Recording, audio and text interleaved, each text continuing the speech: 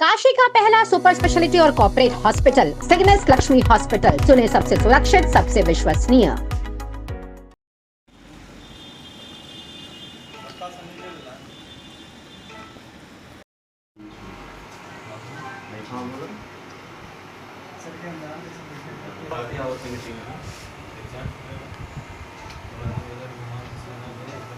थोड़ा और पीछे से सीधा कर लीजिए, दूर से कि सबका आ जाए, सबका फोटो एक साथ अच्छा आ जाए, हो जाएगा। ठीक। आइए तो सबको छत पर आइए। आकाश गुप्ता जी एवं जितने हमारे हिंदू वीर सैनिक हैं, उनको मैं इसके लिए बधाई देना चाहता हूं कि उन्होंने सही आगामी 15 जुलाई 2080 पर कॉमन सिविल कोड के समर्थन में हस्ताक्षर अभियान आयोजित करने का जो निर्णय लिया है, निश्चित रूप बधाई के पात्र हैं। बनारस में एक शरणार्थी के हैसियत से आए थे। आज उनके पास इतनी दौलत, इतनी आलीशान मकान, 4-4 गाड़ियां इनके दरवाजे पे खड़ी होती हैं। एक कौन सा गेहूं बेच के खरीदे हैं? अगर ये 2 नंबर का धंधा नहीं किए होंगे बनारस में, तो बनारस में 1 नंबर का धंधा करने वाला रोटी के लिए मोहताज होता है, महल के लिए नहीं। Thank you. महानगर वाराणसी द्वारा कुछ नए पदाधिकारियों को पद ग्रहण करवाया गया। इसके मुख्य अतिथि हमारे राष्ट्रीय अध्यक्ष प्रदीप गुप्ता जी हम लोग के समक्ष मौजूद हैं, जो आपको हम चाहेंगे कि हमारे कार्यकर्ताओं को संबोधित करें। जय श्री राम। जय श्री राम। आज राष्ट्रवादी वाहिनी के वाराणसी स्थित कैंप कार्यालय श्री सुनील श्रीवास्तव जी द्वारा एक बैठक आहूत की गई, जिसकी अध्यक्षता उनके द्वारा की गई। संचालन वाहिनी के वरिष्ठ सदस्य सुनील सिंह राजपूत जी द्वारा की गई एवं इस बैठक का होने का मुझे जो सौभाग्य दिया गया, उसके लिए मैं हृदय से आप सभी का आभार व्यक्त करता हूं। साथ ही आज महानगर चयन किया गया है, उनको दायित्व प्रदान किया गया है।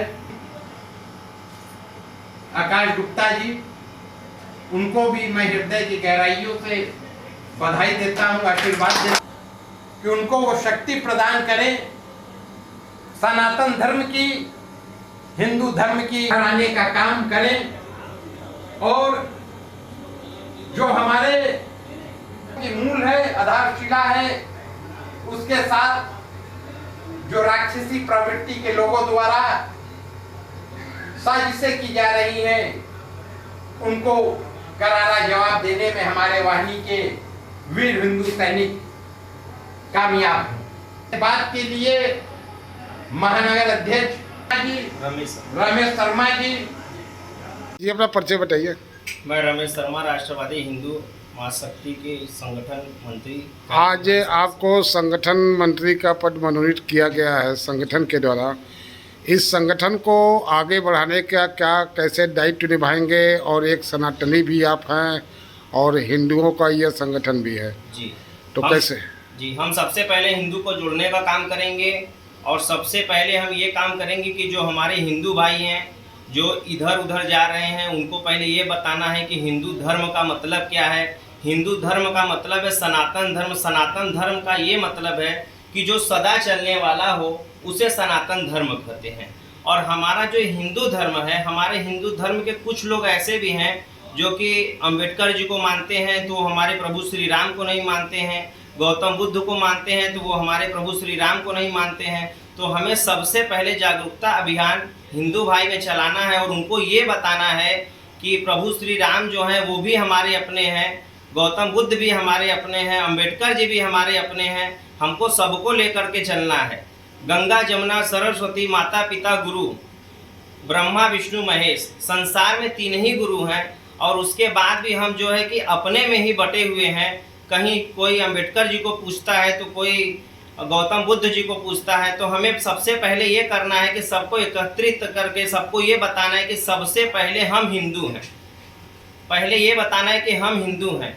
और सबसे बड़ी बात ये है कि हमारे जो राष्ट्रीय अध्यक्ष जी बैठे हैं, सौभाग्य का बात है कि हम इनके कार्यालय में आए और हमें ये बोलने का मौका मिला। और हम आगे बहुत मजबूती से ये काम करेंगे कि पहले हिंदू को जगाने का काम करेंगे, उनको बताने का काम करेंगे कि मेरा धर्म और मेरा कर्म क्या है। ये सावन का महीना चल रहा है, कांवरियों का शुरू हो गया है रेला, किस तरह से कांवरियों की सुरक्षा के दृष्टि से कैसे क्या सबसे बड़ी बात है कि हम लोग उस जगह पर जन्म लिए हैं जहां आने के लिए लोग सोचते हैं, जिसे काशी कहते हैं। कब भगवान यहाँ आए थे, साक्षात भगवान यहाँ आए थे, भगवान शंकर यहाँ आए थे। और सारनाथ में एक लक्ष्मी कुंड है, कहा जाता है कि वहाँ भगवान प्रभु श्री राम सावन में 1 महीने के लिए यहीं बनारस में ही रुके थे।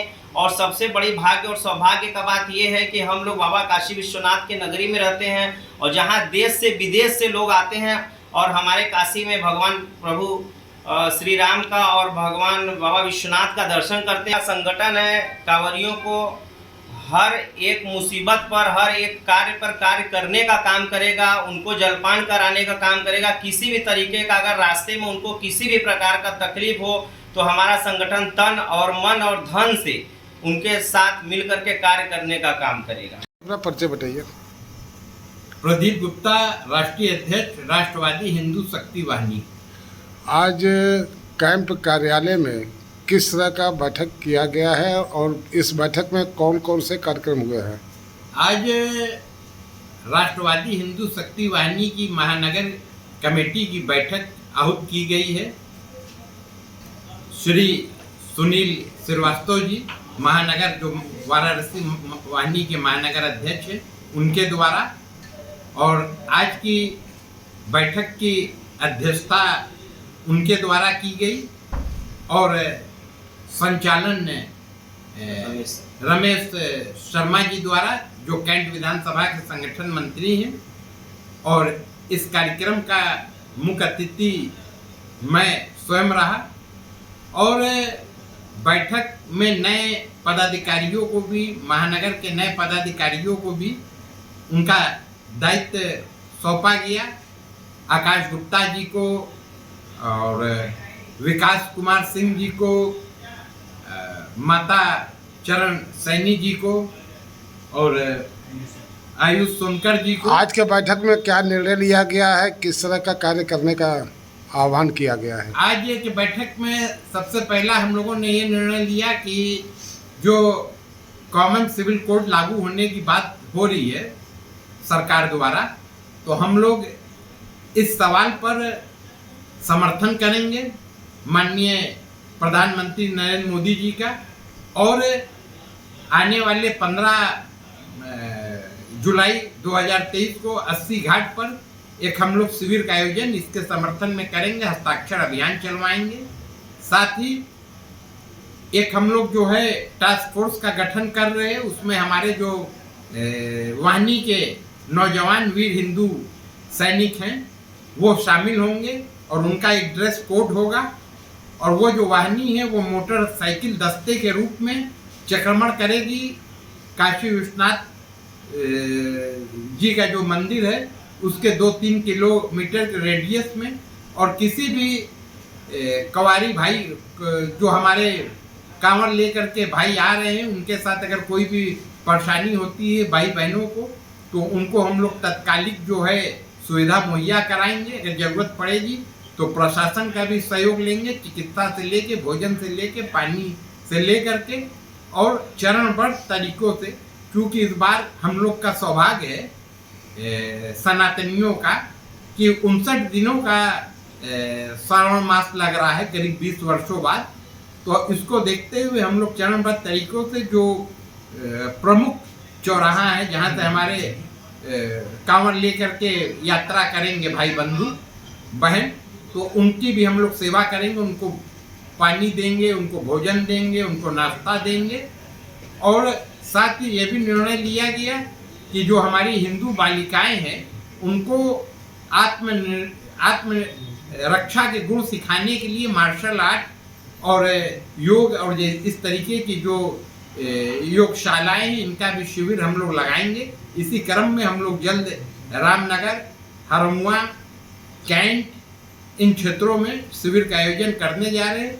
साथ ही जो हमारे गरीब तबके के, आर्थिक रूप से कमजोर तबके के जो हमारे हिंदू भाई बहन हैं, उनके लिए भी एक हम लोग फंड का इंतजाम कर रहे हैं और उनके रोजी रोजगार के लिए, उनके स्वरोजगार के लिए भी काम करेगा।